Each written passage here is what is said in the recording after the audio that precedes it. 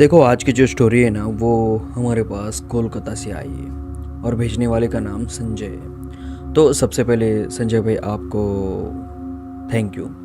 आपने हमारे पास स्टोरी भेजी और वो भी पहली स्टोरी भेजी, इसलिए दिल से धन्यवाद चाहता हूँ। और हमारा इस चैनल के ऊपर की जो ये स्टोरी है ये पहली स्टोरी है जो कि उन्होंने हमें भेजी है। तो ये हिंदी में आई थी और मैं हिंदी में ही बात करने वाला हूँ। हालांकि ये स्टोरी मैं मराठी में कन्वर्ट करके मैं मराठी चैनल पर भी अपलोड करने वाला हूँ। फिर भी मैं आप लोगों को यहाँ पे ये स्टोरी दिखाने वाला हूँ। तो वहाँ उन्होंने क्या किया था, एक सीसीटीवी कैमरा भी एक सीसीटीवी फुटेज भी उन्होंने भेजी थी कि उस सीसीटीवी फुटेज में कुछ पैरानॉर्मल एक्टिविटी कैद हुई है। अब वो पैरानॉर्मल एक्टिविटी है या नहीं है वो उन्होंने नहीं बताया, पर उन्होंने ये बताया कि भाई जिस वक्त ये सब कुछ भी मेरे साथ हुआ ना, वो इतना ज़्यादा डरावना था कि मैं आज तक वो बात याद आती है ना तो मेरे शरीर पर ऐसे गूज़बम्प आते, मुझे डर लगने लगता है। अगर वो रात में याद आए तो मैं रात में घर से बाहर भी ना निकलूँ, इतना ज़्यादा मुझे डर लगने लगता है। तो हुआ क्या था ना, जो संजय थे वो रोज़ मजदूरी करने वाले आदमी थे। तो वो क्या करते हैं ना कि उनके इलाके में एक जगह पे नया पेट्रोल पंप ओपन होता है और वो वहाँ पे नौकरी मांगने के लिए चले जाते। अब जो उनका इलाका था ना वो कुछ ऐसा था कि वहाँ पे ज़्यादा भीड़ भाड़ नहीं थी। वहाँ पे जो वो पेट्रोल पंप हुआ था उस रास्ते से ज़्यादा जो वाहन होते ना वो चलते फिरते नहीं थे, वो थोड़े कम ही थे। और वहाँ पे जो पेट्रोल पंप था ना वो कुछ ज़्यादा चल नहीं पाता था, इसीलिए उस पेट्रोल पंप का जो मालिक था उसने सिर्फ और सिर्फ इसलिए ओपन किया था कि जो उसके पास ब्लैक मनी है वो सरकार को वाइट करके दिखाओ और कुछ भी एक ऐसा व्यवसाय दिखाओ जिसके अंदर उसने इन्वेस्ट किया है। इसके लिए उसके मालिक ने वो पेट्रोल पंप वहाँ पे ओपन किया था। तो जो संजय है वो वहाँ पे जाता है और काम मांगता है तो संजय को काम मिलता है, पर वहाँ पे एक शर्त थी कि जब संजय काम कर रहा हो तो उसके साथ दूसरा कोई भी काम नहीं करेगा, क्योंकि वो पेट्रोल पंप पे ज़्यादा कस्टमर नहीं थे, इसीलिए वो पेट्रोल पंप ज़्यादातर बंद ही रहता था। बंद यानी चालू रहता था पर ज़्यादा कस्टमर नहीं थे वहाँ पे, इसीलिए वहाँ पे ज़्यादा काम नहीं था। तो एक आदमी सवेरे और एक आदमी शाम को, ऐसे दो आदमी उस पेट्रोल पंप पे काम पे लगे हुए थे।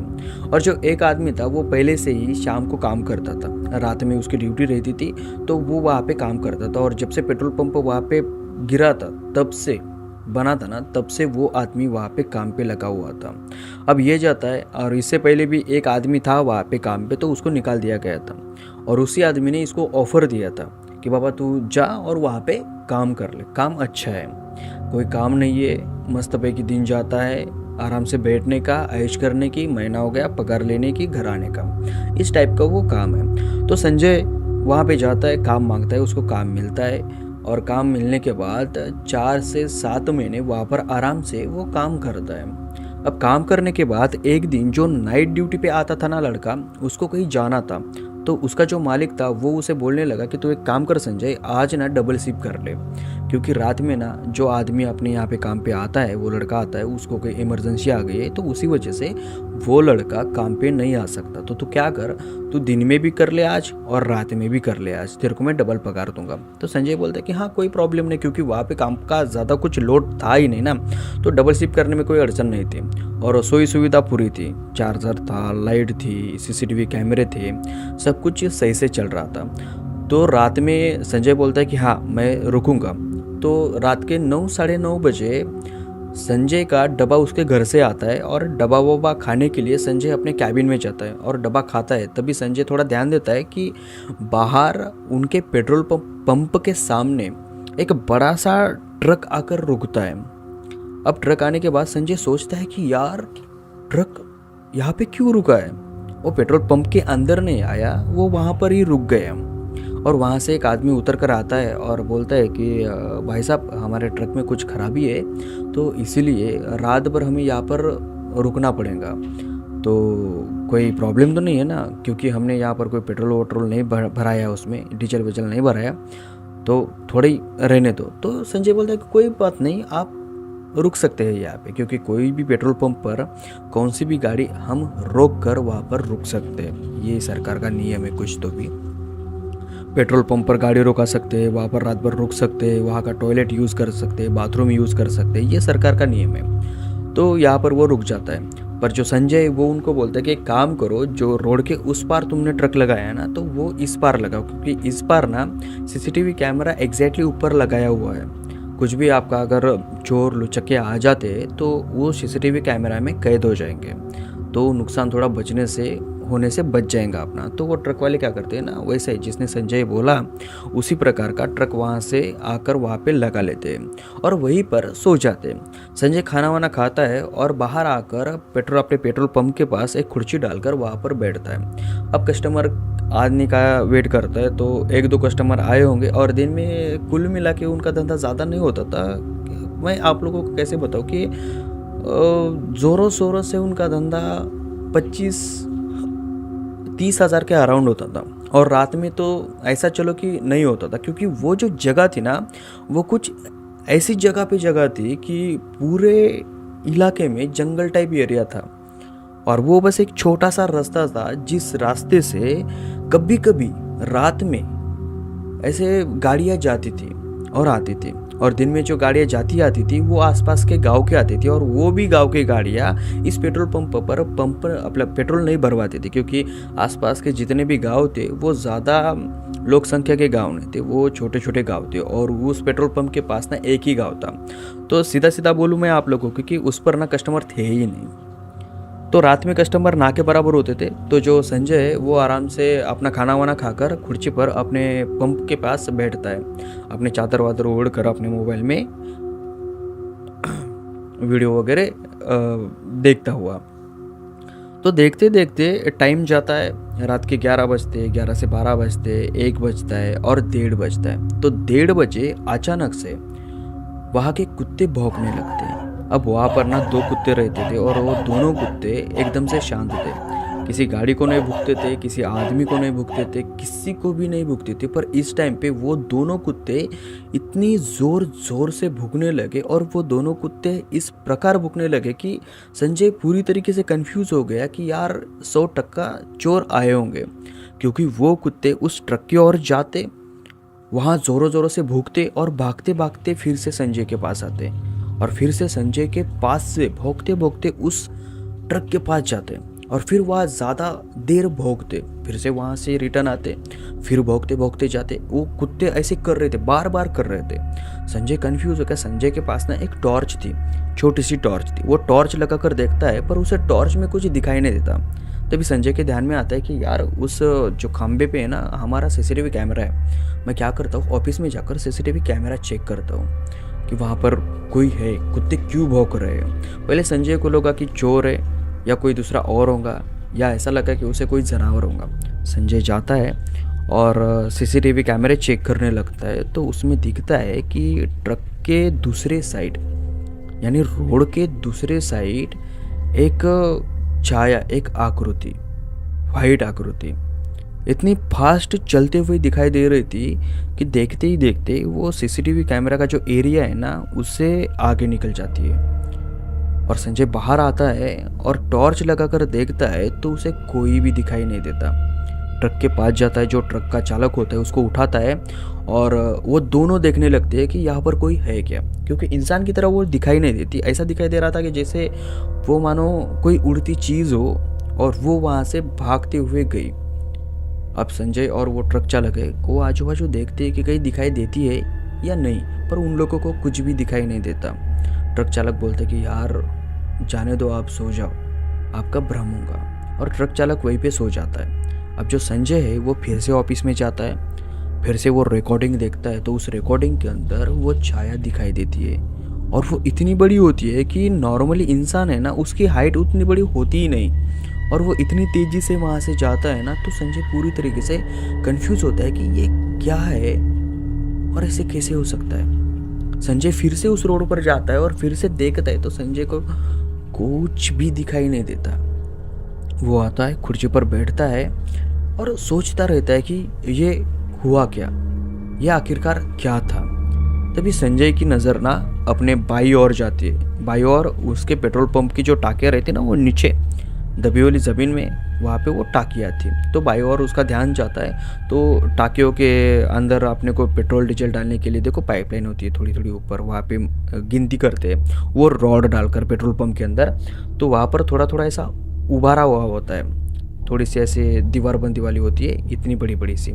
तो उधर उसका ध्यान जाता है तो पेट्रोल पंप की जो भी लाइटें थी वो वहाँ पर गिर रही थी। तो उसके पीछे उसे वही आकृति दिखती है जो आकृति संजय ने सीसीटीवी कैमरे में देखी थी। और संजय उस आकृति को देखता है और अपनी खुर्ची से उठता है। और जैसे ही संजय उठता है और उस आकृति को देखता है तो वो जो कुत्ते थे वो दोनों कुत्ते संजय की ओर आते हैं और संजय की साइड खड़े होकर उस आकृति को भौंकने लगते हैं। और ये संजय और वो दोनों कुत्ते साथ साथ आगे बढ़ते हैं कि भाई वो आकृति है क्या, वहाँ पर खड़ा कौन है। संजय बोलने लगता है कि कौन है वहाँ पर, सामने आओ, कौन है वहाँ पर। संजय उस पर टॉर्च दापता है, टॉर्च उस पर जाती है, वो एकदम से ऐसे क्लियरली दिखती है एक वाइट आकृति, वाइट परछाई। अब तुम लोगों ने सुना होगा कि ब्लैक परछाई होती है, पर मैं आज आप लोगों को वाइट परछाई दिखाऊंगा, यानी वाइट परछाई है ऐसा मैं आप लोगों को बता रहा हूँ। तो वाइट परछाई थी। संजय जा रहा था सामने, उसके साथ कुत्ते भौंकते भौंकते जा रहे थे। जैसे ही संजय उसके पास जाता है ना कि 5-6 फुट अंतर पे, तो वो आकृति ऑटोमेटिकली संजय के आंखों के सामने गायब होती है। तभी संजय के कानों पर आवाज़ आता है कि उसका जो नोजल है ना वो पेट्रोल का वो नीचे गिर गया। संजय पीछे मुड़कर देखता है तो नोजल का पेट्रोल का जो नोजल है वो ज़मीन पर गिरा हुआ है और उसमें से पेट्रोल बाहर आ रहा है। संजय भागते भागते जाता है, वो पेट्रोल का नोजल उठाता है और अपने वो मशीन के अंदर डालता है। और यहाँ पे फिर से संजय कंफ्यूज होता है कि ये कैसे क्या हो गया, क्योंकि संजय को मालूम है कि वो जो नोजल है वो पूरा सेंसर का है। जब तक हम इधर अमाउंट सेट नहीं करते तब तक वो जो पेट्रोल पंप का पेट्रोल है ना उस नोजल से बाहर आता नहीं। और वहाँ पे कोई था भी नहीं, अगर किसी ने वो नोजल दबाया हो तो उसकी वजह से पेट्रोल आया, पर वहाँ पर कोई था भी नहीं। संजय को डर लगने लगा। तभी संजय क्या करता है, जो लड़का रात में वहाँ पर ड्यूटी करता था उसको फ़ोन करता है और उसको बोलता है कि भाई यहाँ पर कुछ ऐसा ऐसा हो रहा है, ये तेरे साथ भी होता है क्या। तो वो लड़का बोलता है कि नहीं, मेरे साथ तो कभी नहीं हुआ ऐसा। तो संजय बोलता है कि भाई मेरे साथ हो रहा है, एक वाइट परछाई है जो कि मुझे 2 बार दिखी और एक ट्रक भी है जो कि हमारे पेट्रोल पंप के सामने आकर खड़ा है और वहाँ का वो चालक जो है वो वहाँ पर सोया हुआ है। तो वो जो सामने वाला लड़का बोलते कि नहीं नहीं अब ऐसा कुछ नहीं है, थोड़ा हकलाते हुए बोला और उसने फ़ोन काट दिया। फ़ोन काटने के बाद संजय अपने कुर्सी पर बैठता है, पर उसके दिमाग में ना ये सारी चीज़ें घूमी रहती है कि वहाँ से भागी, यहाँ पे दिखी। और जो वो दोनों कुत्ते हैं वो क्या करते हैं ना, वो आते हैं और संजय के सामने बैठते तभी उसी टाइम पे, और संजय की ओर एक टक देखते हैं, जैसे कि एक जैसा देखते हैं ना हम किसी की ओर, वैसा है संजय की ओर एक टक देखते हैं। संजय उनकी ओर देखता है और कंफ्यूज होती है कि दोनों कुत्ते मेरी ओर ऐसा क्यों देख रहे हैं। संजय अपने मोबाइल में वीडियो देख रहा था और अपने सोच भी रहा था कि वो क्या हो रहा है। तो उनकी ओर देखने के बाद ना संजय अपना मोबाइल ऑफ कर देता है और संजय ऐसे पीछे देखता है तो कोई दिखाई नहीं देता। फिर भी वो दोनों कुत्ते वहाँ पर बैठकर संजय की ओर देख ही रहे थे, एक जैसा देख रहे थे जैसे कि वो दोनों कुत्ते किसी अननोन बंदे को देख रहे हो। इस प्रकार से संजय की ओर देख रहे थे। तो संजय उनकी ओर देखता है, उनको हट हट करता है, कुत्ते जाते हैं पीछे फिर से आकर बैठते, जाते हैं फिर से आकर बैठते। संजय पूरी तरीके से कंफ्यूज, उसको कुछ समझ में नहीं आता कि क्या हो रहा है। संजय उन कुत्तों की ओर पूरा इग्नोर मार देता है और अपना मोबाइल निकालता है और जैसे स्क्रीन ऑन करने जाता है कि वो रुकता है, क्योंकि जो स्क्रीन के अंदर जो रिफ्लेक्ट होता है ना वो लाइट पीछे का, तो उस स्क्रीन के अंदर जो संजय की परछाई है वो तो दिखाई देती है, पर संजय के पीछे और एक परछाई संजय को दिखाई देती है। और तब संजय पीछे मुड़कर देखता है तो वहाँ पे कोई भी नहीं था। और उसी टाइम संजय अपने मोबाइल में देखता है तो वहाँ पर एक आकृति थी। संजय अपना मोबाइल ऐसा ऊपर लेता है, देखता है तो वो आकृति ठीक उसके पीछे खड़ी थी, ठीक एकदम शांत। संजय चुपचाप से उठता है और जो ट्रक चालक था उसके पास जाकर सोता है। सुबह होने तक संजय वहाँ से उठता नहीं। जैसे ही सुबह होती है वो ट्रक चालक और ट्रक वहाँ से निकल लेते हैं और संजय घर जाते हैं। और उसके बाद संजय कभी भी उस पेट्रोल पंप के काम पर नहीं जाता। तो कहानी यही ख़त्म हो जाती है। अगर कहानी आप लोगों को पसंद आए तो कहानी को लाइक करना, चैनल को सब्सक्राइब करना। और फिर एक बार संजय भाई आपको दिल से धन्यवाद कि आपने आपकी स्टोरी मुझे शेयर की है। अब इसमें संजय भाई ने बताया कि इसमें कुछ चीज़ें ना रियल है और एक दो चीज़ें ऐसी है जो मैंने मसाला डालने के लिए बोली है। तो भाई ठीक है, कोई प्रॉब्लम नहीं। कैसा ना, जब तक स्टोरी में इंटरेस्ट ना आए तो स्टोरी अच्छी नहीं लगती। अभी मुझे पता नहीं कि ये स्टोरी बताते वक्त मेरी हिंदी किन किन जगहों पर कार्यक्रम हो गया उसका। फिर भी मैं आशा करता हूँ कि आप समझ कर लेंगे और थोड़ा सपोर्ट करेंगे। मैं सीढ़ियों से नीचे उतरा, उसकी ओर जाकर देखा तो वो अकेली भाग रही थी, हंस रही थी, रो रही थी, फिर भाग रही थी, हंस रही थी, रो रही थी, फिर भाग रही थी। 2 बार वो औरत मेरी तरफ भागती हुई आई और एग्जैक्टली मेरे सामने आकर रुक गई और हंसने लगी, फिर रोने लगी, फिर रिटर्न भागने लगी, फिर भागते भागते एक बार फिर मेरे पास आई, फिर हंसने लगी, फिर रोने लगी, फिर भागने लगी। मैं पूरी तरीके से कंफ्यूज हो गया कि यार ये औरत आखिरकार करना क्या चाहती है। और देखते ही देखते वो जो औरत है वो सामने वाले दीवार से एकदम से जाकर धड़ार से टकरा जाती है। पर यहाँ पर कन्फ्यूजन वाली बात क्या होती है मालूम है? वो औरत उस दीवार को टकरा कर पीछे नहीं आती, वो औरत उस दीवार के आर पार होती है। सो हेलो दोस्तों, आज मैं आपके लिए फिर एक बार ऐसी स्टोरी लेकर आया हूँ जिसको सुनने के बाद ना आपका दिल दहल जाएगा, आपकी रूह कांप जाएंगे और आपकी आत्मा आपका शरीर छोड़कर स्वर्गलोक पहुँच जाएंगी।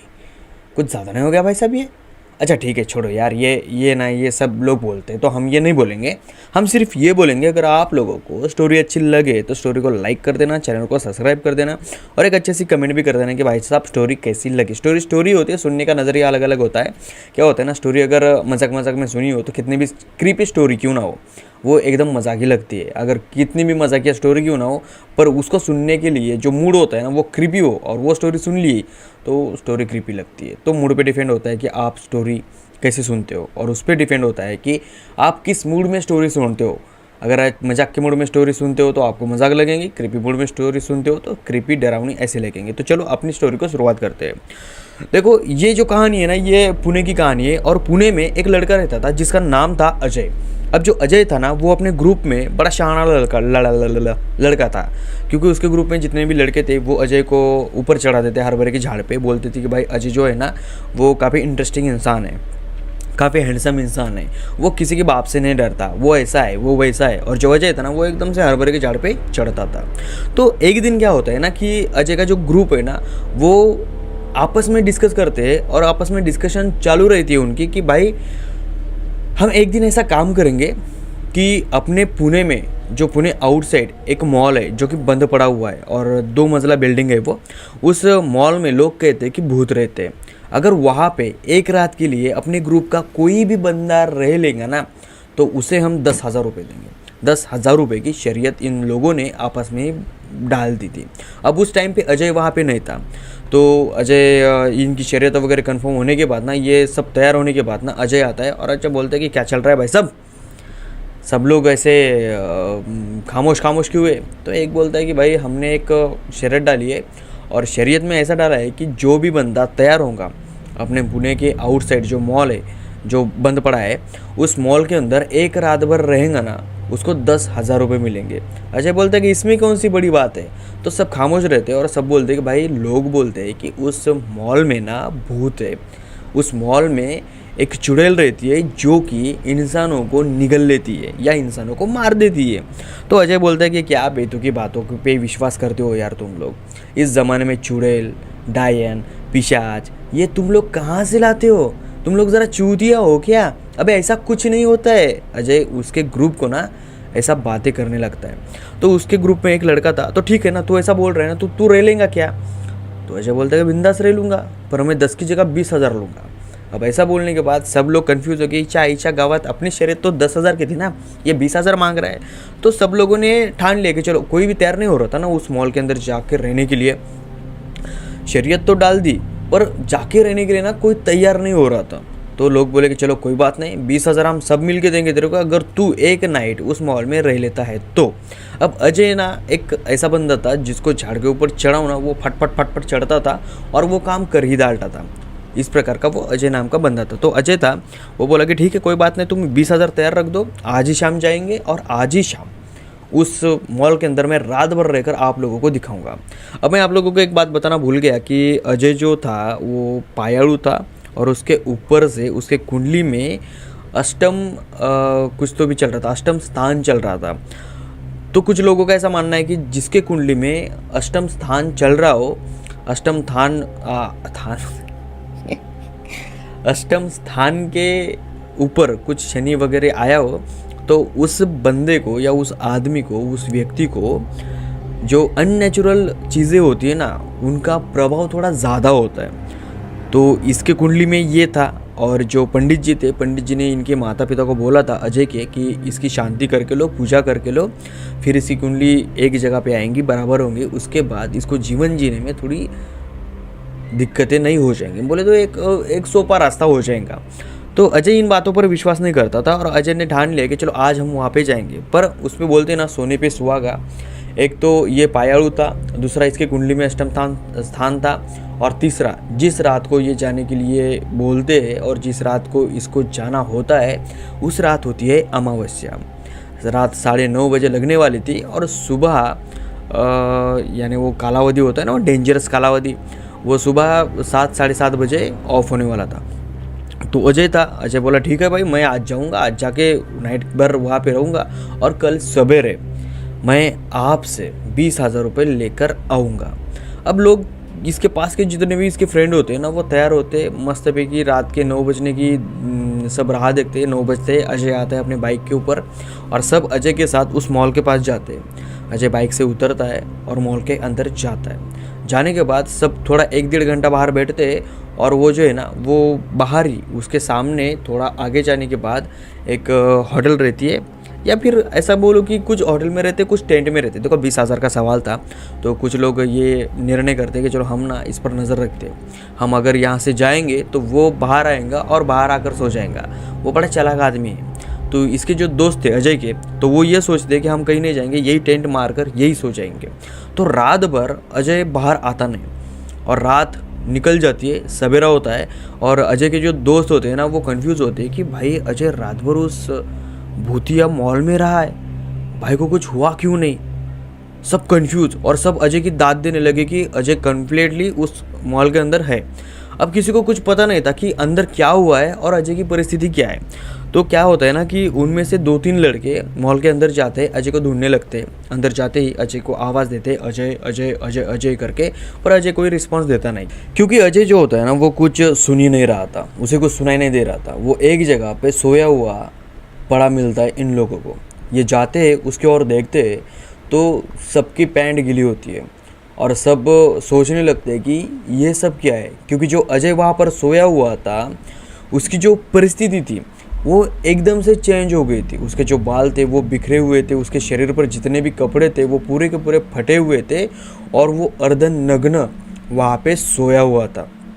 अब अजय को सुनाई नहीं दे रहा था, उसके आजू बाजू उसके दोस्त खड़े रहकर उसको आवाज़ दे रहे, पर अजय सुन नहीं रहा था और अजय अपनी आंखें नहीं खोल रहा था। तभी उसमें से एक दोस्त उसके शरीर को हाथ लगाता है और उसको हिलाने की कोशिश करता है। तो जो अजय है ना वो एकदम से ऐसे उठता है और घबरता है, हाँ वो घबरता है अपने दोस्तों की ओर देखकर। इतना घबरा जाता है ना कि वो सोच नहीं पा रहा था कि मैं क्या करूँ और क्या नहीं।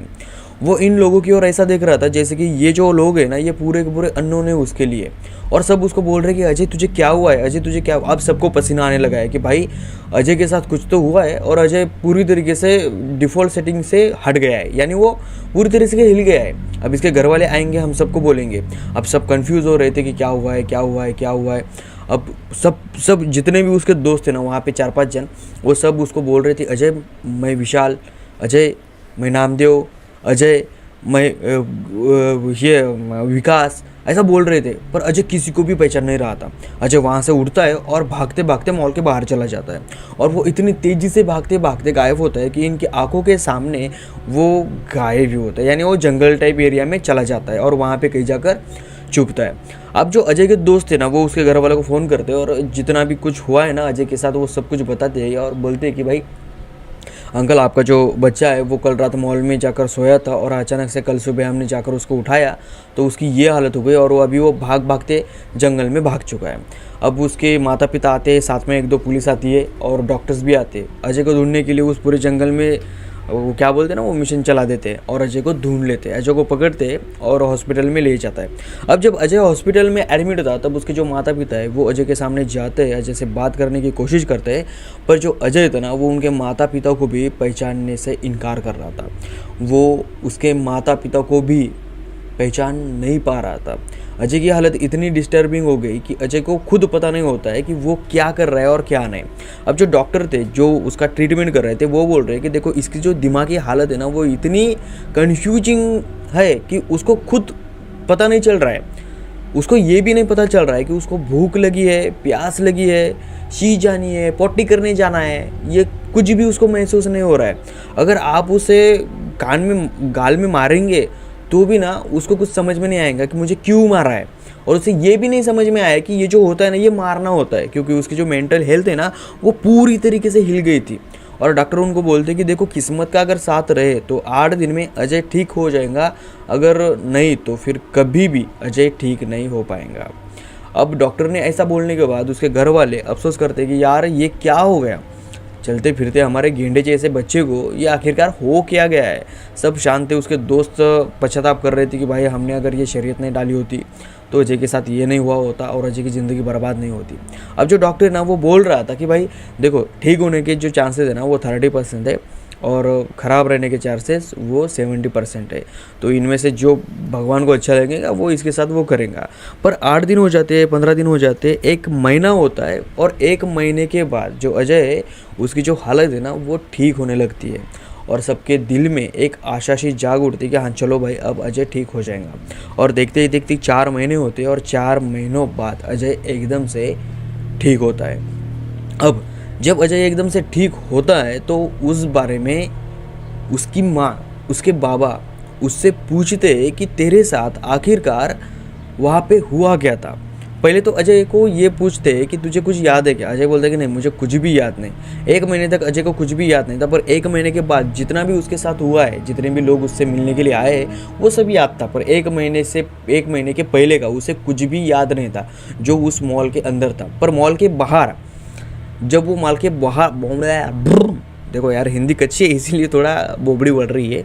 जब वो मॉल के बाहर था, मॉल के अंदर जाने से पहले वो सब कुछ उसे याद था कि हमने शरीयत डाली थी 20-20 हज़ार की, मैं जाकर वहाँ पे रुकने वाला था, जैसे मैं मॉल में गया तो मुझे कुछ याद नहीं।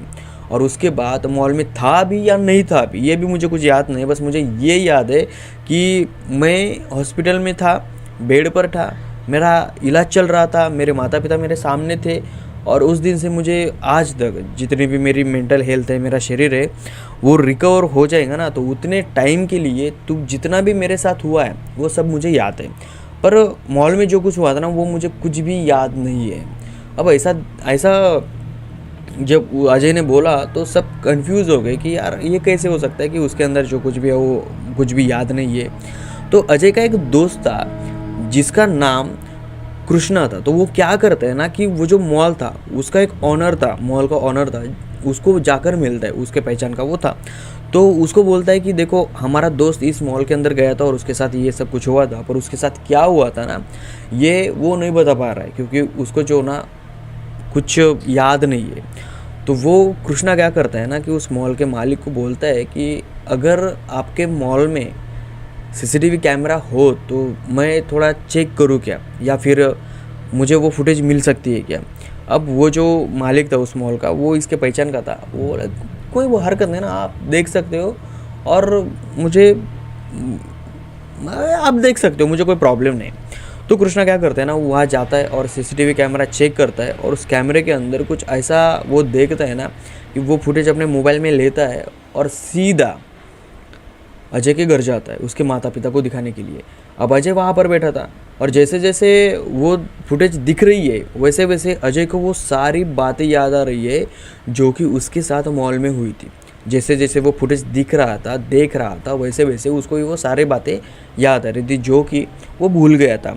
अब वो बोलने लगा कि इसमें जो भी हो रहा है ना, आप लोगों को लग रहा होगा कि मैं ये खुद से कर रहा हूँ, पर ये मैं खुद से नहीं कर रहा था। मेरे पास एक औरत थी, उसने मुझसे ये सब कुछ करवाया था। अब जो उसके माता पिता थे वो पूरी तरीके से कंफ्यूज हो गए थे कि ऐसा कैसा हो सकता है। अब इस फुटेज में तो कोई और दिख नहीं रहा है ना, और तू अकेला ही है इस फुटेज के अंदर, जो कुछ भी कर रहा है ना तू अकेला कर रहा है, बाकी तेरे साथ कोई और नहीं है। अजय बोलता है कि इसमें दिखाई नहीं दे रहा है, पर मुझे मालूम है कि वो औरत थी और वो औरत उस मॉल में तब से रह रही है जब से वो मॉल तैयार किए जा रहा था। वो बिल्डिंग जब तैयार कर रहे थे ना उस टाइम से वो औरत वहाँ पर रह रही थी। अब अजय के जो माता पिता है वो पूरी तरीके से कंफ्यूज हुए थे। ये तू ज़रा डिटेल में बता सकता है क्या? अभी तेरे को अगर याद आया ना तू डिटेल में बता सकता है क्या? अजय बोलता है कि हाँ मैं डिटेल में बता सकता हूँ। देखो हमने ना एक शर्त डाली थी कि अगर इस मॉल के अंदर नाइट में पूरी रात कोई रह लेंगे तो उसको 20,000 रुपये मिलेंगे। मैंने वो शर्त उठा ली और मैं हिम्मत करके उस मॉल के अंदर चला गया। जैसे ही मैंने उधर पैर रखा तो मुझे कुछ एहसास नहीं हुआ रात के जब तक 11:30 नहीं बजते तब तक। और मैं एक जगह पे जाकर बैठ गया अपना मोबाइल खेलते खेलते, इसमें दिख भी रहा है। तो 11:30 बजे मुझे एक आवाज़ आता है और वो आवाज़ आता है मॉल के बाथरूम से। मैं क्या करता हूँ अपना मोबाइल अपने जेब के अंदर रखता हूँ और बाथरूम में चला जाता हूँ। बाथरूम में जाने के बाद मुझे जो वो आवाज़ है ना वो आवाज़ बाथरूम के दीवारों से आने लगता है। मुझे ऐसा लगता है कि दीवारों में कोई स्पीकर है और स्पीकर से वो आवाज़ आने लगती है। मुझे तो पहले लगा कि मेरे दोस्तों ने कुछ वहाँ पे स्पीकर डाले हैं और मुझे डराने के लिए ये सब कुछ कर रहे हैं, इसलिए मैंने वो जो बात थी ना वो इतनी ज़्यादा सीरियस ली नहीं। और मैं वहाँ पर खड़ा था, 5 मिनट का रहा था और 5 मिनट में वो जो आवाज़ आ रहा था वो हंस रहा था, रो रहा था, चिल्ला रहा था, हंस रहा था, रो रहा था और चिल्ला रहा था। और वो जो आवाज़ था ना वो एक औरत का आवाज़ था। मैं 5 मिनट तक वो आवाज़ आया, फिर एकदम से शांत हो गया। मैं वहाँ से बाहर निकला और जहाँ पर मैं बैठा था वहाँ पर मैं फिर से आ गया। आने के बाद फिर मुझे आवाज़ आने लगे कि नीचे कोई तो है ग्राउंड फ्लोर पर जो कि भागते हुए जा रहा है एक औरत के जैसे। और मैं जैसे उठा और नीचे देखा तो एक औरत थी लाल साड़ी में, जिसकी साड़ी भी थी ना वो पूरी पहनी हुई नहीं थी, कमर के नीचे साड़ी पहनी हुई थी और ये पूरा ऊपर का जो ब्लाउज़ वगैरह ऐसा था वो दिख रहा था। और जो अपना पल्लू होता है ना वो एकदम से खुला छोड़ा हुआ था और पल्लू खुला छोड़ के वो ग्राउंड फ्लोर पर भागे जा रही है, इधर से उधर, इधर से उधर, इधर से उधर ऐसे भागे जा रही है। अब मैं सोच रहा था कि ये औरत यहाँ पर आई कैसे और ये यहाँ ऐसे भाग क्यों रही है, क्योंकि ग्राउंड क्योंकि ग्राउंड फ्लोर पर उसके सिवा और कोई भी नहीं था। मैं सीढ़ियों से नीचे उतरा, उसकी ओर जाकर देखा तो वो अकेली भाग रही थी, हंस रही थी, रो रही थी, फिर भाग रही थी, हंस रही थी, रो रही थी, फिर भाग रही थी। 2 बार वो औरत मेरी तरफ भागती हुई आई और एग्जैक्टली मेरे सामने आकर रुक गई और हंसने लगी, फिर रोने लगी, फिर रिटर्न भागने लगी, फिर भागते भागते एक बार फिर मेरे पास आई, फिर हंसने लगी, फिर रोने लगी, फिर भागने लगी। मैं पूरी तरीके से कंफ्यूज हो गया कि यार ये औरत आखिरकार करना क्या चाहती है। और देखते ही देखते वो जो औरत है वो सामने वाले दीवार से एकदम से जाकर धड़ार से टकरा जाती है। पर यहाँ पर कन्फ्यूजन वाली बात क्या होती है मालूम है, वो औरत उस दीवार को टकरा कर पीछे नहीं आती, वो औरत उस दीवार के आर पार होती है। और जब वो औरत आर पार होती है तब मुझे एहसास होता है कि भाई वो औरत कोई इंसान नहीं है, वो एक आत्मा है। और मुझे डर लगने लगता है। मैं इतना ज़्यादा डरता हूँ, मैं दरवाजे की ओर भागने लगता हूँ। पर ना जाने में दरवाजे की ओर ना भागते हुए मैं सीढ़ियों से ऊपर आ जाता हूँ और मेरा जो पूरा शरीर है वो अचानक से खुजली करने लगता है। और इतनी ज़्यादा खुजली करने लगता है कि मुझे खुद नहीं पता कि आखिरकार मुझे क्या हो रहा था। मैं अपने हाथों से मेरे शरीर को खुजा रहा था। मैं इतना ज़्यादा खुजा रहा था कि मेरे शरीर पर जितने भी कपड़े थे वो मेरे हाथों से फटने लगे थे। इतने ज़्यादा फट गए कि मेरा जो अंदर का शरीर है ना वो दिखाई दे रहा था। और देखते देखते मुझे ऐसा लगने लगा कि मेरे शरीर के अंदर कोई दूसरा है जो कि मेरी हड्डियां तोड़ रहा हो। मैं चिल्ला रहा था, ज़ोरों ज़ोरों से रो रहा था, पर मेरी आवाज़ कोई सुन नहीं रहा था। और सीसीटीवी कैमरे में ये जो हरकतें हो रही ना, वो सारी की सारी दिखाई दे रही थी। अब जो अजय था ये बोल रहा था, तब उसके माता पिता उसके वो सुनने के बाद वो रो रहे थे, उसकी आंखों से पानी आ रहा था। अब देखो ना यार, अगर किसी बच्चे को कोई तकलीफ़ हो रही है उसके माता पिता के सामने, तो उनकी आंखों से आंसू तो आएंगे। तो जो अजय है उसके माता पिता के आंखों से आंसू आने लगे। अजय बोलने लगे कि मेरी हड्डियाँ बीच में से टूटने लगी। मैं एकदम से नीचे गिर गया। मेरा ना हाथ हिल रहा था, ना पैर हिल रहा था, और ना ही मैं कुछ सोच पा रहा था। मुझे बस दिख रहा था अपनी आंखों से।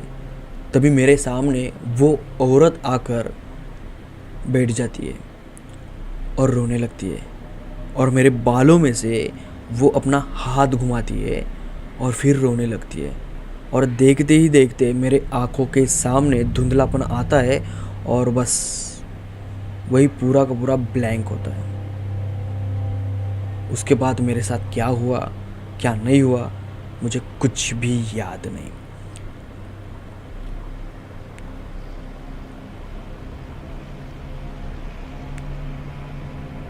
क्या बोलूँ अब मैं। और उसके बाद इसको हॉस्पिटल में लाया गया, इसका ट्रीटमेंट किया, और ट्रीटमेंट के बाद ये 4 महीने के बाद ये सब कुछ ठीक हुआ।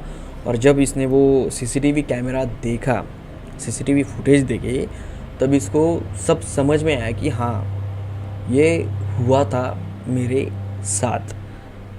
तब जाकर इसके माता पिता को भरोसा हुआ कि हाँ, ये सब कुछ सच में हुआ होगा। क्योंकि एक इंसान अपने ही शरीर को इतने ज़ोरों से नहीं ऐसा रगड़ सकता। और जैसे सीसीटीवी कैमरे में जो अजय गिरा था, उस टाइप का इंसान नहीं गिरता। वो गिरा भी कुछ ऐसा था कि लग रहा था कि वो जो उसका शरीर है वो पूरा का पूरा एक सिलिकॉन का बना हुआ है। उसके अंदर ना कोई हड्डी है, ना ही कोई ये, एकदम ऐसा लुढ़पुढ़ वहाँ से गिर जाता है। तो अगर आपको कोई बोले, या फिर आपका मन करे, या फिर आपको कोई और बोले कि भाई यहाँ पर कुछ अनहोनी हुई है, या फिर यहाँ पर कुछ ऐसा हुआ है जो कि नॉर्मल नहीं है, तो उस जगह पर जाना थोड़ा सा अवॉइड कर लो, मत जाओ यार। क्या होता है ना, हमें कुछ चीज़ों के बारे में पता नहीं होता है, तो कुछ बातें होती है, और होने के बाद ना हमारी लाइफ पूरी तरीके से झंड होती है। तो अगर आप लोगों को ये स्टोरी पसंद आए तो स्टोरी को लाइक ज़रूर कर देना, वीडियो को शेयर कर देना, और चैनल को सब्सक्राइब कर देना। रात के 11 बज रहे थे, चारों ओर सन्नाटा था, और रात अमावस्या की थी। तब भी राघव अपने घर के अंदर का जितना भी उसका सामान था वो सारा का सारा पैक कर कर अपने घर के बाहर निकलता है। तभी वहाँ पर रहने वाला एक पड़ोसी राघव से बात करता है और बोलता है कि अरे राघव, तुम इतनी रात गए, कहाँ जा रहे हो? तो राघव उनको बोलता है, काका, मेरे घर से कॉल आया था, मेरे बाबा को हार्ट अटैक आया है और मुझे अर्जेंट घर पहुंचना है। तो अभी 1 बजे की ट्रेन है, अगर वहाँ से मैं 1 बजे बैठ जाऊँ तो जैसे ही सुबह होती है तो मैं मेरे घर पहुँच जाता हूँ। तो वो जो उसका पड़ोसी था राघव को बोलता है कि ठीक है राघव, कोई बात नहीं, थोड़ा आराम से जाओ। और राघव वहाँ से निकल जाता है। अब निकलने के बाद राघव प्लेटफॉर्म पर आता है, पर जैसे ही वो प्लेटफॉर्म पर आता है तो देखता है कि भाई प्लेटफॉर्म पर तो लोग ही नहीं है। अब इस बार जो राघव को महसूस होता है ना, वो बड़ा अजीब सा था। इससे पहले राघव कई बार इसी टाइम की रेल से अपने गांव गया था, पर आज उसको जैसा महसूस हो रहा था ना, वैसा इससे पहले कभी महसूस नहीं हो रहा था। आज थोड़ा अलग सा लग रहा था, ना जाने क्यों, पर अलग सा लग रहा था। अब जो ट्रेन रात के 1 बजे आने वाली थी उसको डिले था, वो आधा घंटा लेट आ गई। अब ट्रेन तो आ गई। जैसे ही राघव ट्रेन के अंदर जाता है और देखता है कि ट्रेन में तो कोई है ही नहीं, पूरा डब्बा खाली पड़ा है। बस एक कोने में 2 लड़कियां बैठी थी, वो भी बुर्खा लेकर। दोनों के चेहरे पर बुर्खा था, ऐसा लग रहा था कि वो दोनों मुस्लिम लड़कियां थी। अब बुर्खा है तो मुस्लिम लड़कियां ही होंगी, पर उनके साथ कोई और नहीं था। अब राघव सोचने लगा कि इतनी देर रात में ये दोनों लड़कियां अकेली ट्रेन के अंदर सफ़र कर रही है, जो कि उस डब्बे के अंदर कोई और था भी नहीं। तो राघव ने सोचा कि चलो यार उसके साथ कोई होगा तो वो कोई बाथरूम करने के लिए चला जाएगा। पर राघव सोच रहा था कि इससे पहले भी मैं कई बार ट्रेन से गया हूँ और ये वही ट्रेन है, पर इस टाइम पे भी ट्रेन के अंदर लोग रहते थे। ट्रेन के अंदर बराबर बैठने के लिए जगह भी नहीं होती थी, तो इस बार पूरी ट्रेन खाली कैसे। अब राघव के पास जो भी सामान था ना, उसके दो बैग थे। एक छोटा बैग था और एक ट्रॉली बैग था, बड़ा बैग। तो वो दोनों बैग लेकर वो डब्बे में चढ़ गया था। वो सोच रहा था कि कहाँ पर बैठूँ कहाँ पर नहीं। अब जो दो लड़कियां बैठी थी वो बाई और एकदम शुरुआत के कोने में बैठी थी। उसमें से एक लड़की दूसरी लड़की के कंधे पर अपना सर रखकर सो रही थी और एक लड़की अपने मोबाइल के अंदर कुछ स्क्रॉलिंग कर रही थी। अब राघव ने सोचा कि चलो यार यही पास बैठता हूँ, जो कि उनको भी डिस्टर्ब नहीं होगा और मुझे भी डिस्टर्ब नहीं होगा। तो राघव जैसा सोचता है सेम वैसा ही इधर कोने में बैठता है और वो भी थोड़ी देर के बाद थोड़ा रिलैक्स होता है, अपने जेब से हेडफोन निकाल कर अपने कान में डालता है और अपना मोबाइल स्क्रॉलिंग करने लगता है।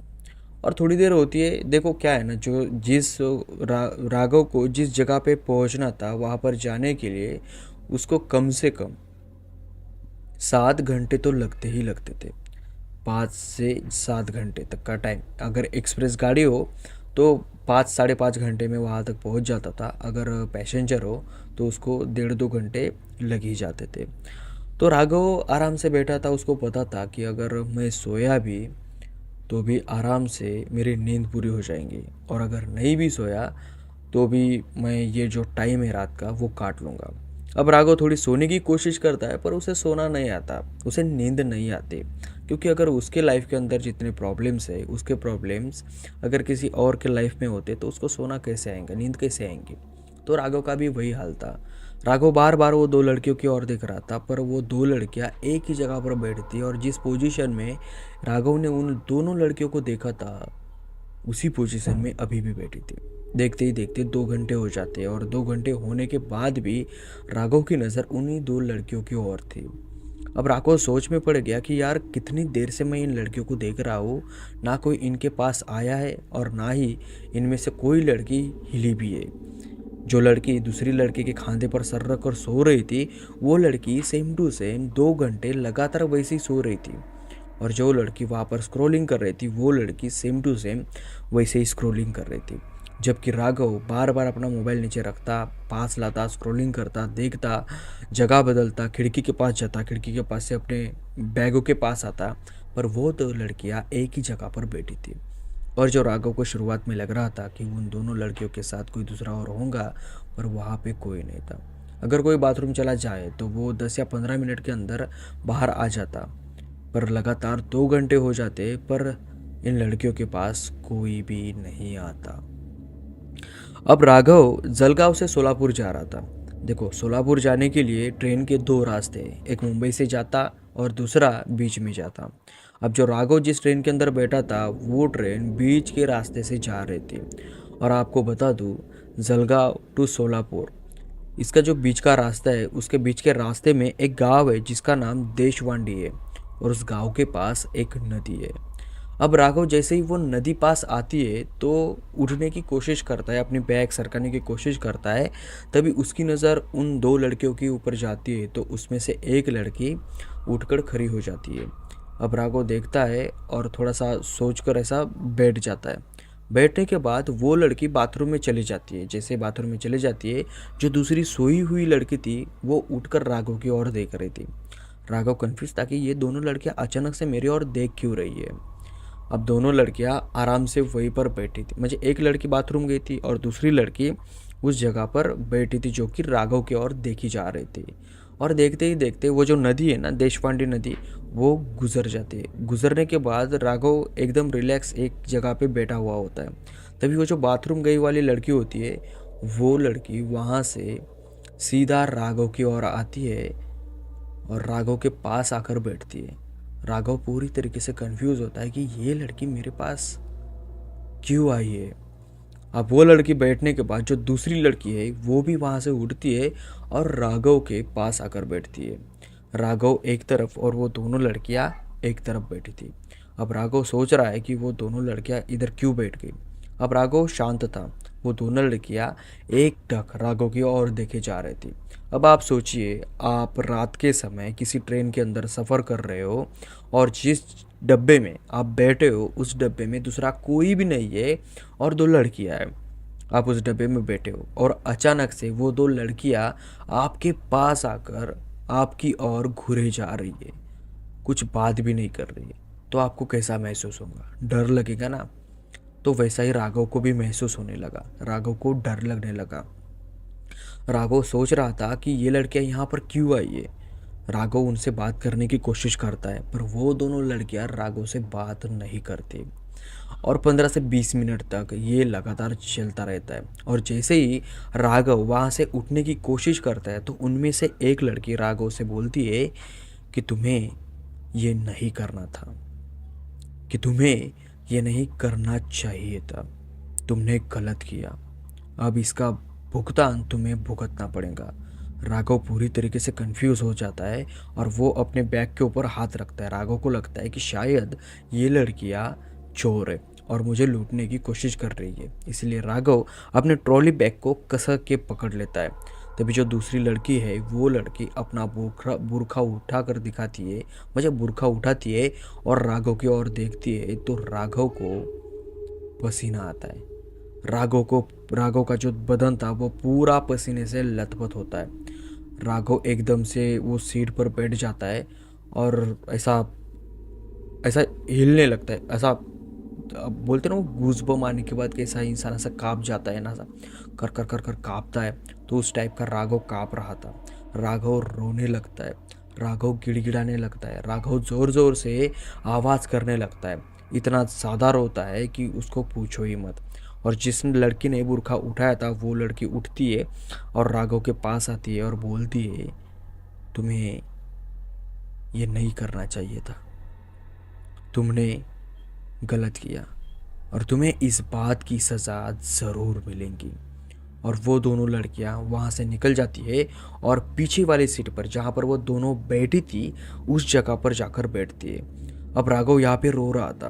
कंप्लीटली 15 मिनट हो गए राघव रो रहा था और तभी राघव का ध्यान उसकी बैग पर जाता है, जो कि एक बड़ी बैग थी ना, ट्रॉली बैग, उस पर जाता है। तो वो जो ट्रॉली बैग है ना, वो एकदम से ऐसे वाइब्रेट करने लगती है। ऐसा लगता है कि उस बैग के अंदर कुछ रखा है और वो वाइब्रेशन इतना ज़ोरों से हो रहा है कि जो बैग है वो हिल रही है। तभी वो बैग राघव के पास से थोड़ी दूर होती है और उस बैग का जो वो दरवाज़ा होता है, क्या बोलते हैं उसको, वो जो बैग है ना वो ऑटोमेटिकली खुल जाती है।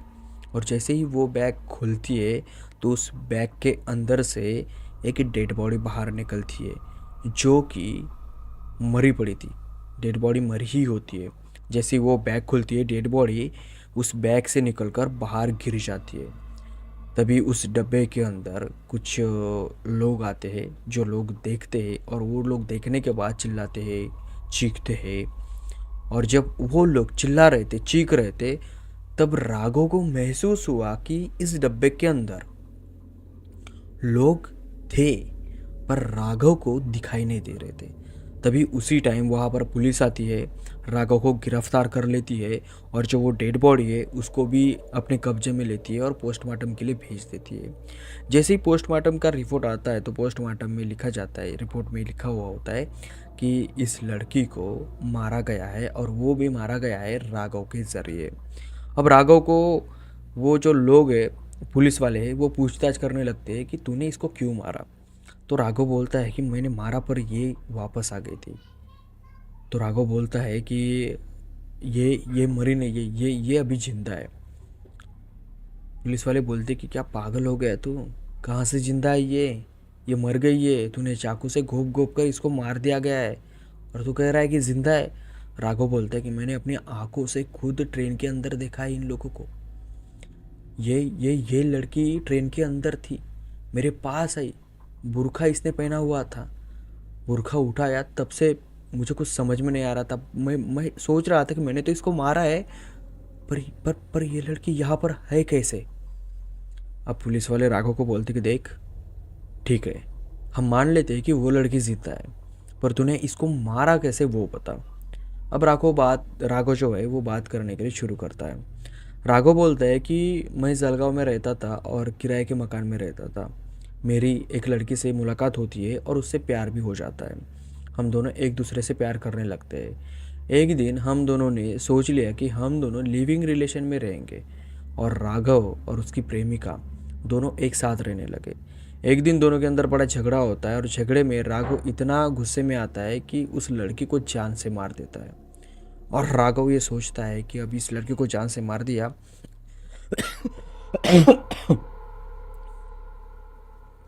तो अब इसकी डेड बॉडी का करना क्या है। तो राघव अपनी ट्रॉली बैग लेता है और उसके अंदर उस लड़की की डेड बॉडी भर देता है। और राघव ये सोचता है कि जब रास्ते में जो नदी आती है उस नदी में ये ट्रॉली बैग फेंक देंगे और वहाँ से निवांत होकर अपने गांव भाग जाएंगे।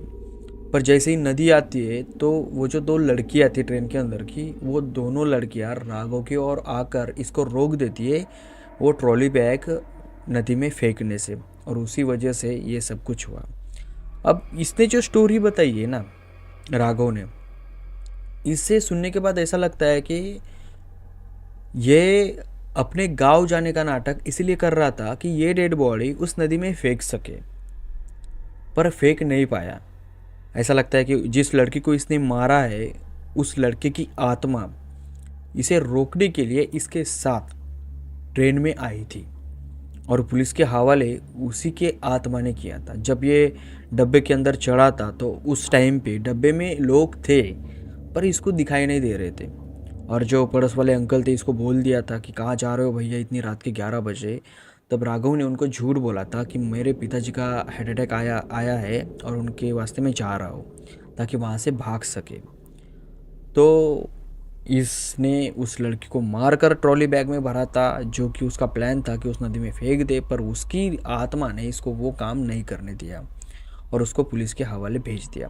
अब पुलिस को ये बार बार बोल रहा था कि वो लड़की ज़िंदा है, वो लड़की ज़िंदा है, पर वो लड़की ज़िंदा नहीं थी, वो लड़की मरी हुई थी। अब एक आत्मा ने अपने ही खून का बदला मस्त पैकी लिया। तो ये थी आज की स्टोरी। अगर स्टोरी पसंद आई हो तो स्टोरी को लाइक कर देना, चैनल को सब्सक्राइब कर देना। और हाँ, और एक बात मैं आप लोगों को बता दूँ कि भाई मेरी जो हिंदी है ना वो बड़ी वीक है। अगर कुछ शब्द इधर उधर हो जाते हैं तो प्लीज़ यार संभल कर लीजिए। और इससे भी भयानक भयानक स्टोरीज मैं आपके लिए लाता रहूँगा, इसीलिए इस चैनल को सब्सक्राइब ज़रूर कर लें। अगर आप किसी बाहर गांव, किसी बाहर शहर में किसी बड़ी सी कंपनी में काम करते हो तो ये वीडियो आपको ज़रूर देखना चाहिए। आज जो कहानी मैं आप लोगों को बताने वाला हूँ, ये कहानी एक अर्नव नाम के बंदे की है जो कि एक मल्टीनेशनल कंपनी में काम करता था। अब जो अर्नव था वो काम को लेकर ना बहुत ही ज़्यादा सीरियस था और उसका ये मानना था कि जो आज हमें काम मिला है वो पूरा करके ही ऑफिस से बाहर निकलना। अब क्या है ना, इस ज़माने में अगर आप लोग कोई काम पूरे करते हो तो आपको जो सामने वाला आदमी है वो और ज़्यादा काम देता है, क्योंकि उनको लगता है कि भाई ये जो बंदा है ना ये काफ़ी काम करने के लिए परफेक्ट है। तो अर्नव के साथ भी वैसा ही हुआ। एक दिन अर्नव को रात में काम करते करते 1 बज चुका था और उस टाइम तक उसके ऑफिस का हर एक बंदा अपने घर जा चुका था। अब उस पूरे ऑफिस में अर्नव अकेला बचा था और जो वो ऑफिस था वो बड़ी सी बिल्डिंग पर था। ऐसा नहीं कि छोटी मोटी बिल्डिंग पर, नहीं, बड़ी सी बिल्डिंग पर उसका ऑफिस था। और रात के 1 बजे अर्नव अपना पूरा काम पूरा करता है और अपने घर की ओर निकलता है, अपने बिल्डिंग के लिफ्ट की ओर जाता है। जैसे ही लिफ्ट का बटन दबाता है लिफ्ट ऊपर आती है और अर्नव लिफ्ट के अंदर जाता है। अब लिफ्ट नीचे आती है, जैसे जैसे नीचे आती है वैसे वैसे उसकी जो स्पीड है वो कम होती है। 4-5 फ्लोर नीचे आकर उसकी स्पीड कम होती है और एक जगह पर आकर वो लिफ्ट रुकती है। अब रुकने के बाद अर्नव सोचने लगा कि इस पूरे बिल्डिंग में रात के 1 बजे कोई भी नहीं है, पूरे बिल्डिंग के लाइट बंद है, तो ये लिफ्ट रुकी कैसे। अर्नव के सामने उस लिफ्ट के दरवाजे ओपन होते हैं। अब अर्नव ने ना ही कौन सा बटन दबाया था और ना ही उस बिल्डिंग के अंदर दूसरा कोई था। जब दरवाजे ओपन होते तब अर्नव दरवाजे से झांक कर बाहर देखता है तो उसे कोई भी नजर नहीं आता और जिस फ्लोर पर उसकी लिफ्ट रुकी थी उस फ्लोर पर पूरा अंधेरा था, कोई भी दिखाई नहीं दे रहा था और कुछ भी वहां पे विजिबल नहीं था जो कि अर्नव देख सके। अब थोड़ी देर अर्नव वही रुकता है और रुकने के बाद अर्नव सोचता है कि ये हो क्या रहा है। अर्नव लिफ्ट के बटन दबा रहा था ग्राउंड फ्लोर पर जाने के लिए, जी का बटन दबाई जा रहा था, फिर भी लिफ्ट वहां से निकल नहीं रही थी। फिर उसके बाद उसको थोड़ा एहसास हुआ कि लिफ्ट के अंदर कोई तो भी आया है, बट जब अर्नव लिफ्ट के अंदर देख रहा था तो लिफ्ट में कोई भी नहीं था। और फिर थोड़ी देर बाद उस लिफ्ट के दरवाजे ऑटोमेटिकली बंद होने लगे। जैसे उस लिफ्ट के दरवाजे बंद होते लिफ्ट फिर से नीचे जाने के लिए शुरू होती है। फिर कुछ फ्लोर नीचे आती है और एक फ्लोर पर आकर फिर से वो लिफ्ट रुकती है। अब रुकने के बाद उस लिफ्ट के ऑटोमेटिक दरवाजे फिर से ओपन होते और जैसे ही ओपन होते तो उस फ्लोर पर पिछली वाली ऑफिस में एक लाइट जल रहा था। उस फ्लोर पर जितने भी ऑफिस थे वो पूरे के पूरे ऑफिस के लाइट बंद थे, पर जो सबसे लास्ट वाला ऑफिस था उस ऑफिस का लाइट जल रहा था।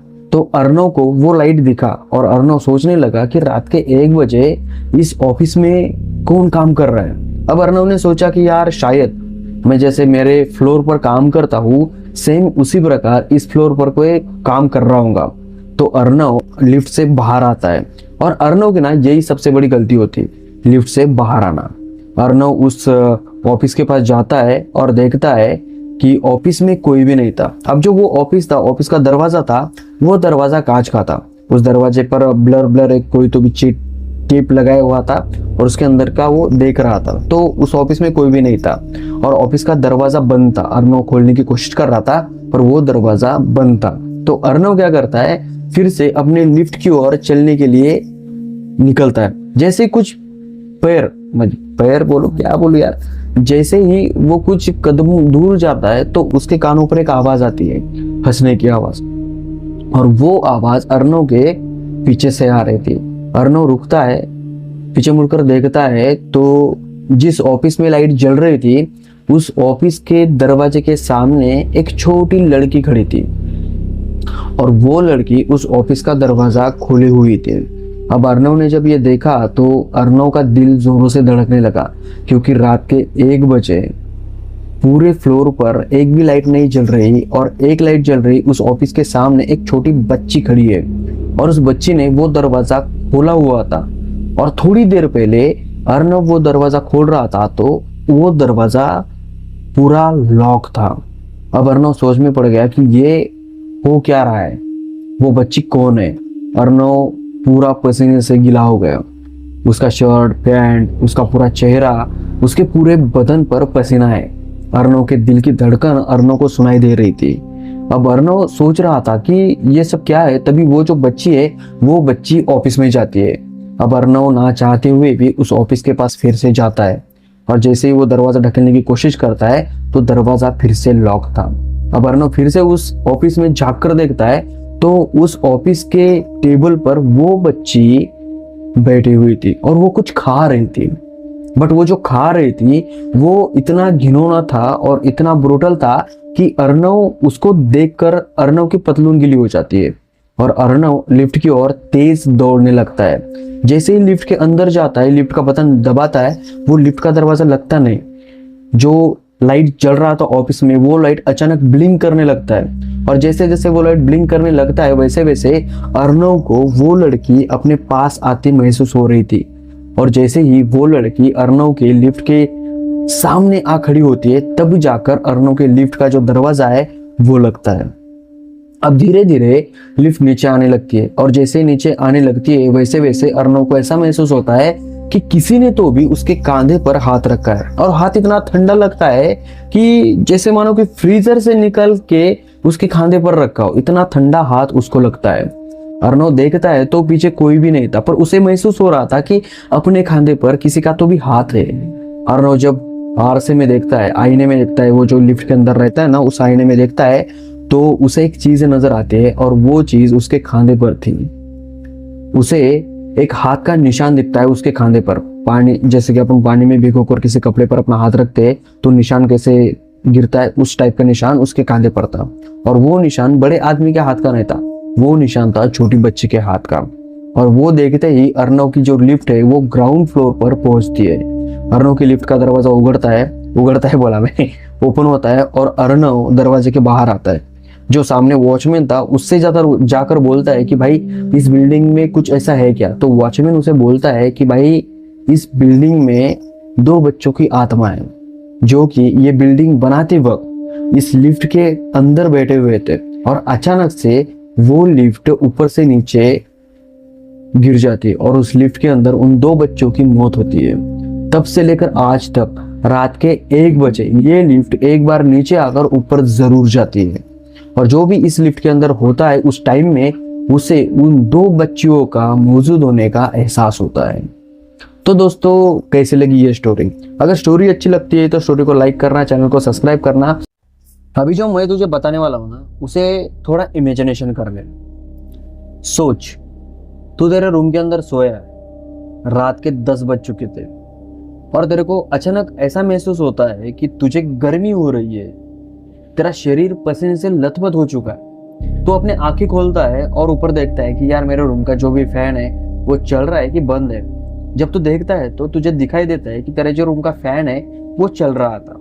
वो नॉर्मली जैसे हवा फेंकता है ना वैसे हवा फेंक रहा था, पर वो हवा तुझे लग नहीं रही थी। अब तू सोचता है कि चलो बंद कमरा है, इसी वजह से वो जो हवा है वो थोड़ी एक्टिव नहीं लग रही होंगी। तो मैं क्या करता हूँ, बाहर जाता हूँ, थोड़ी नेचर की जो हवा है वो महसूस कर लेता हूँ, थोड़ा रिलैक्स होता हूँ और फिर घर के अंदर आकर सो जाता हूँ। ऐसा सोचकर तू अपने रूम के बाहर निकलता है, घर के बाहर जाकर खड़ा रहता है। अब तेरा जो घर है वो ऐसे इलाके में है जहाँ पर 100 मीटर तक का अंतर पर घर है। यानी तेरा घर यहाँ पे तो 100 मीटर छोड़ दिए तो दूसरा घर वहां पे, ऐसे इलाके में तेरा घर है। और उस इलाके में जो पेड़ पौधे यानी जंगल टाइप एरिया है वहां ज्यादातर। और तेरा जो घर है उसके ठीक सामने एक बड़ा सा रास्ता है सीधा, और जो आजू बाजू में है ना उस आजू बाजू परिसर में बड़े बड़े पेड़ है। अब जैसे ही तू घर के बाहर आता है, खड़ा रहता है और आसपास देखता है तो पूरा इलाका सुनसान दिखाई देता है जो रात के समय में होता है। अब तू जब ऊपर देखता है आसमान में तो चांद निकला हुआ था, उसकी जो रोशनी है वो रोशनी जमीन पर पड़ रही थी और उस जमीन पर जितने भी नेचर है ना वो उस रोशनी में तेरे को होले होले दिख रहे थे। तो तू आराम से वहां पे खड़ा रहता है 10-15 मिनट तक और रिलैक्स होता है। तेरा जो शरीर है जो कि पसीने से लथपथ हो चुका था वो एकदम सूख जाता है और तू एकदम हैप्पीली पहले जैसा था वैसा होता है। और जैसे ही तू सोचता है कि चलो मैं अभी घर के अंदर जाकर सोता हूँ, तभी तेरे शरीर में हलचल होती थी। तेरा जो दिल है वो जोरों से धड़कने लगता है, होले होले होले होले होले होले। और अचानक से तेरे को ऐसा महसूस होता है कि तेरे कान में कोई तो भी आवाज दे रहा है, तेरे नाम पुकार रहा है, तेरे को बोल रहा है कि तू अभी मरने वाला है, कि तू अभी मरने वाला है। और तू पीछे मुड़कर देखता है तो कोई भी नहीं है, पूरा इलाका सुनसान। तभी तेरा जो शरीर है ना वो पसीना छोड़ता है। अब तेरे को ऐसा महसूस हो रहा है कि गर्मी हो रही है, दिल धक धक कर रहा है। अब तेरे को लग रहा है कि मुझे ना अटैक आने वाला है, पर तुझे अटैक नहीं आता, तुझे डर लगने लगता है। तुझे ऐसा महसूस होता है कि शायद अभी मेरी जान जाने वाली है। अभी अटैक में भी कुछ इसी प्रकार का महसूस होता है, पर तुझे अटैक नहीं आ रहा है। तू सोच कि तेरी जान जाने वाली है, पर तुझे ये पता नहीं कि तेरी जान जाने कैसी वाली है। तेरा जो दिल है वो घबरा जाता है, तुझे घबराहट होती है और वो इतनी ज्यादा होती है कि तू सोच भी नहीं सकता। और अचानक से तेरे जो घुटने हैं उस घुटनों के नीचे जो तेरे पैर है उनमें से की जो जान है ना वो चली जाती है। महसूस नहीं होता तुझे कि नीचे पैर है कुछ है और तू जमीन पर गिर जाता है। ऐसा अगर तेरे साथ होता है तो तेरे को कैसा महसूस होगा? अब मैंने ये सब कुछ जो तेरे को बताया है ये एक स्टोरी के अंदर हुआ है, जो स्टोरी मेरे पास आई है। अब ये जो स्टोरी है ना ये मैंने मराठी में भी बोली है, अभी मैं हिंदी में तुम लोगों के सामने बता रहा हूँ। अभी मेरी जो हिंदी है ना थोड़ी कच्ची है तो थोड़ा संभाल के ले जाना, ओके। तो ये जो स्टोरी है ये स्टोरी हिमाचल प्रदेश की है। वहां पर एक जंगल टाइप एरिया है और उस एरिया के अंदर एक फॉरेस्ट ऑफिस है, जिस ऑफिस में 3 बंदे काम करते हैं। अब उन तीनों बंदों की जो ड्यूटी है ना एक दिन 24 घंटे की लगती है। अभी वहां पर ड्यूटियां चेंज होते रहते हैं, एक दिन इनकी, एक दिन इनकी, एक दिन उनकी, इस टाइप की जितने भी ग्रुप है ना वहां पे जो उनकी ड्यूटी है वो बदलते रहती है टाइम वाइज। तो उन तीनों बंदों की ड्यूटी ना रात के समय लगती है। अब उनके साथ ना इससे पहले कभी भी कुछ नहीं हुआ था। पर आज की रात, इनकी जो रात थी वो लास्ट रात थी। अभी इनका जो ऑफिस था वहां पर एक परिवार रहता था जो कि काफी साल पुराना था। अब वो जो ऑफिस जिस जगह पे था उस जगह पे 20-25 मिनट के दूरी पर एक गांव भी था जो कि काफी बड़ा गांव था। पर वो गांव रात के समय कभी भी अपने घरों के सामने या फिर अपने गांव का जो भी क्राइटेरिया है उस क्राइटेरिया के सामने या आगे जाता नहीं था। दिन होते ही वो जाते थे, ठीक है, क्योंकि वो जंगल टाइप एरिया था। उनको डर लग रहा था जंगली जानवर वगैरह हमला वगैरह कर देंगे इसी वजह से। और ये जो फॉरेस्ट ऑफिसर जिस ऑफिस में रहते थे वहां पर एक फैमिली रहती थी। अब वो जो जगह थी ना वो जगह ऑलरेडी सरकार की थी, पर वहां पे कब्जा कर एक परिवार रहता था। तो सरकार ने जब फॉरेस्ट ऑफिस बनाने का सोचा तब उस जगह पे सरकार की नजर गई और उन लोगों को उस घर से निकाल दिया और उनको जो भी मुआवजा है, पैसा वगैरह वो दिया और वो वहां से चले गए। अब चले जाने के बाद उस घर के अंदर का जो भी सामान था वो वहीं पे रह गया। अभी तुम लोगों को पता होगा मराठी में जाता बोलते, देखो दळण दळने का, जिसमें से आटा बुनते ना अपन, पहले लोग करते थे, गेहूं डालते थे, उसको घुमाते थे, उसके नीचे से आटा निकलता था। इस प्रकार का वहां पे एक बड़ा सा एक जाता था, मराठी में जाता बोलते हैं उसको, चक्की, चक्की बोलेंगे हम सीधा सीधा। तो उस घर में ना एक चक्की थी, बाकी सब उस घर से निकाल दिया था, बस वो चक्की रह गई थी क्योंकि वो चक्की ना उस घर से अटैच थी। उस घर के अंदर एक बड़ा पत्थर था, उसको काट कर वहां पे चक्की बनाई गई थी। तो उन्होंने वो चक्की वहां पे रहने दिया और वो चक्की एक कोने में पड़ी हुई थी। तो इस प्रकार का वो घर था। अब उस ऑफिस में 3 लोग ड्यूटी पर थे। एक का नाम था रघु, एक का नाम था श्याम और एक का नाम था आनंद। रघु, श्याम, आनंद। अभी ये जो नाम है ना ये नाम काल्पनिक है। जो मैंने नाम बताया ये नाम मराठी स्टोरी में अलग है और यहाँ पर अलग है, रघु, श्याम, आनंद। ओके, जैसी ऑडियंस वैसे नाम चेंज करने पड़े मेरे को। तो ये तीनों रात के समय ड्यूटी पर लगे हुए थे और रात के 10 बज चुके थे। तो उसमें से जो रघु नाम का लड़का था उसको ना अचानक से बैठे बैठे गर्मी होने लगी, उसके शरीर को पसीना आने लगा। तो उसने सोचा कि चलो यार बाहर जाता हूँ, थोड़ी ठंडी हवा खाता हूँ और फिर से अंदर आकर आराम से बैठता हूँ। अभी वहां पे उनको कुछ ज्यादा काम नहीं था ना, वो सोते थे, कुछ जागते थे, कुछ सोते थे, कुछ जागते थे। अब रघु बाहर जाता है और बाहर जाते ही अपने उस ऑफिस के सामने खड़ा होता है। जो आसपास का जितना भी नेचर था वो उसको दिखता है और वो चांद के रोशनी में इतना डेंजरस दिख रहा था। उसकी जो भी परछाई है वो परछाई बहुत खतरनाक दिख रही थी। रघु थोड़ा घबरा जाता है, फिर भी उसे रोज की आदत थी, इसी वजह से उसने कोई टेंशन नहीं लिया। तो 10-15 मिनट तक वो बाहर खड़ा रहा और उसको कुछ अच्छा फील होने लगा। अच्छा फील होते ही अचानक से, मैंने आपको शुरुआत में बताया वैसा उसे होने लगा, घबराहट होने लगी, पसीना आने लगा और वो अचानक से बाहर गिर गया।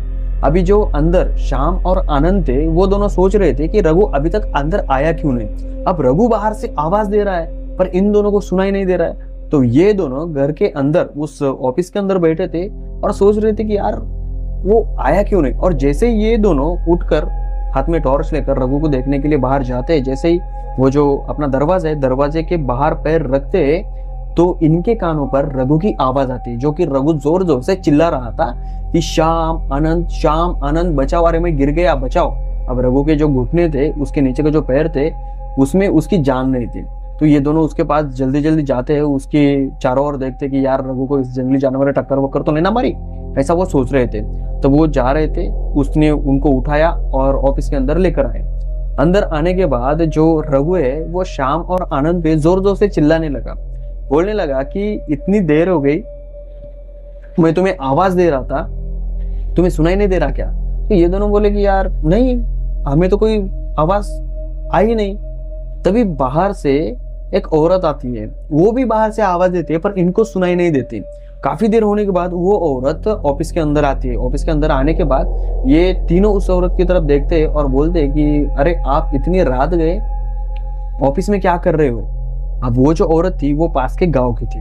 तो वो औरत उनको बोलती है कि मेरा पति शहर की ओर गया था और वो अभी तक लौटा नहीं, तो उसका कुछ खबर भी नहीं, तो मेरे साथ कोई तो भी चलो देखने के लिए। अब रघु के जो पैर थे वो सुन हो चुके थे, वो ठीक हो चुके थे, ठीक है। तो रघु बोलता है कि मैं क्या करता हूँ, मैं यहीं पे रुकता हूँ, श्याम और आनंद तुम दोनों जाओ और देख कर आओ। बोला ठीक है जाते। तो इससे पहले ये तीनों उस औरत से एक सवाल पूछते हैं कि तुम ऐसे अंदर आई तो तुमने आवाज देना था, कहाँ से आई? तो वो बोली कि भाई मैंने आवाज दिया तुमको, तुम्हें कुछ सुनाई नहीं दे रहा था। अब इन तीनों को एक सवाल आने लगा कि हम अंदर है तो बाहर की आवाज हमें सुनाई नहीं दे रही, ये कैसे क्या शक्य है? तो फिर श्याम बाहर गया और बाहर जाकर आवाज दे रहा था और फिर से अंदर आके पूछा कि मेरी आवाज आई क्या? तो रघु और आनंद बोला कि नहीं, तेरी आवाज नहीं आई। तो इनको थोड़ी गड़बड़ लगी, ठीक है। तो वो औरत इनके और देख रही थी, तुम्हें क्या हो गया, तुम क्यों ऐसा बर्ताव कर रहे हो? तो फिर जो रघु बोला, वो ठीक है कोई नहीं, तुम्हारे साथ मैं इन दोनों को भेजता हूँ, जाओ और थोड़ा 2-3 किलोमीटर जाकर थोड़ी पड़ताल करके वापिस आओ। तो आनंद और श्याम उस औरत के साथ जाते हैं। अब 2 किलोमीटर जाने के बाद उनको एक रास्ते से हिंदी प्रॉब्लम 1 मिनट। अब ये दोनों उस औरत के साथ जब रास्ते से चल रहे थे तब उनकी नजर एक पेड़ पर जाती है जो कि रास्ते के साइड में था, और उस पेड़ पर एक लाश लटकी हुई थी। ऐसा लग रहा था कि उसको किसी ने फांसी दी है और वो लाश वहां पर लटका कर छोड़ दी गई। अब श्याम और आनंद और वो औरत उस लाश के पास जाती है तो वो औरत रोने लगती है, क्योंकि वो जो लाश थी वो लाश किसी औरत के मर्द की थी। अब इन दोनों ने उस लाश की ओर देखा तो घबरा जाते हैं कि ये सब कुछ क्या हुआ। और वो जो लाश थी ना, वो नॉर्मल नहीं थी, उसको गले से लटकाया हुआ था और जो ये शरीर है वो बीच में से फाड़ दिया था, जैसे चीरफाड़ करते हैं ना पोस्टमार्टम, उस टाइप का। और उसके अंदर की जितने भी अवयव है, हथड़ियां है, वो बाहर निकाली गई थी और नीचे गिरी हुई थी, पूरा शरीर खुला हुआ था। अब ये देखने के बाद श्याम और आनंद वापिस आते हैं, गांव वालों को बताते हैं, गांव वाले जाते हैं, वो लाश लेते हैं, गांव में लाते हैं, उसकी माती करते हैं और सब कुछ सॉल्व कर देते हैं, यानी सब कुछ मिटा देते हैं। अब उसके बाद ये पुलिस जो है ये थोड़ी पड़ताल करती है या फिर कहो कि रिसर्च करती है, किसने मारा, क्यों मारा, पर इनको कुछ भी नहीं मिलता।